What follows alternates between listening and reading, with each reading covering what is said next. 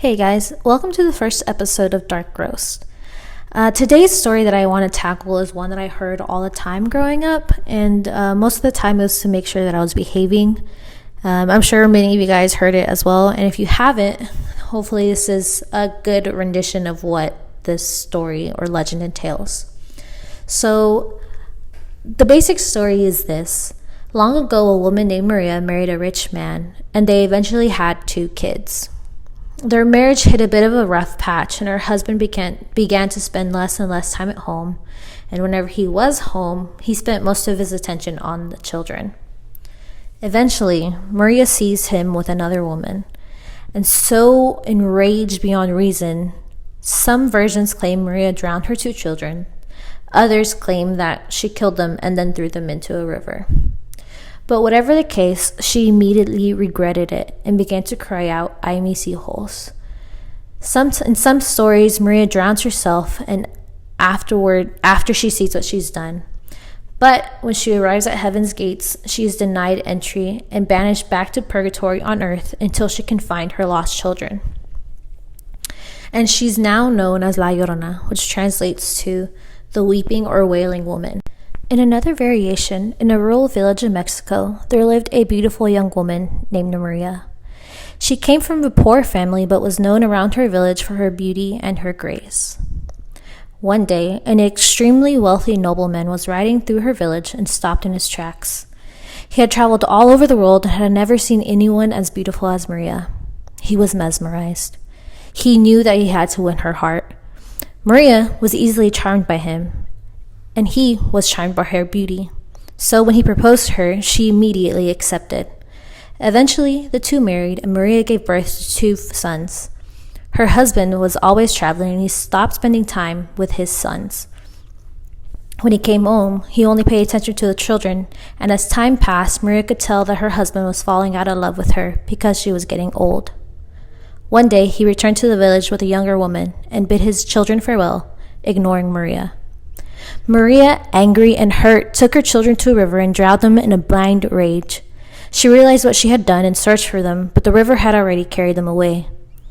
Days later, her husband came back and asked about the children, but Maria started weeping and said that she had drowned them. Her husband was furious and said that she could not be with him unless she found their children. She drowned herself knowing that what she had done. Now she spends eternity looking for her lost children in hell. She was always heard weeping for her children, earning her the name La Llorona, which means the weeping woman. It is said if you hear her crying, you are to run the opposite way. If you hear her cries, they could bring misfortune or even death. Many parents in Latin America use this sword to scare their children from staying out too late, very much like my own.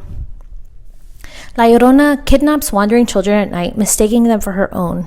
She begs God in heaven for forgiveness, but in order for her to go, she needs to find her children. It says that she drowns the children she kidnaps, hoping she finds her kids. People who claim to have seen her say she appears at night in the late evening by rivers or lakes, wearing a white gown with a veil. Some believe those who hear the wails of La Llorona are marked for death or misfortune, similar to the Gaelic banshee legend.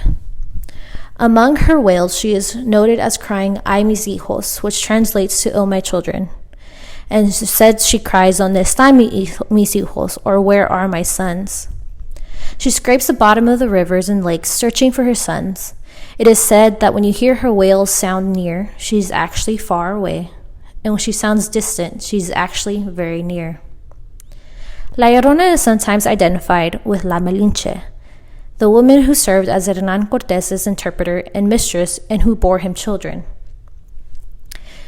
And some say she was betrayed by the Spanish conquistadors, and in one folk story of La Malinche, she becomes Cortés's mistress and bore him a child, only to be abandoned so that he could marry a Spanish lady. Although this does sound familiar to the story of La Llorona, there is no evidence that exists that says that La Malinche killed her children. Outside of the Americas, La Llorona bears a resemblance to the ancient Greek tale of the demonic demigoddess Lamia.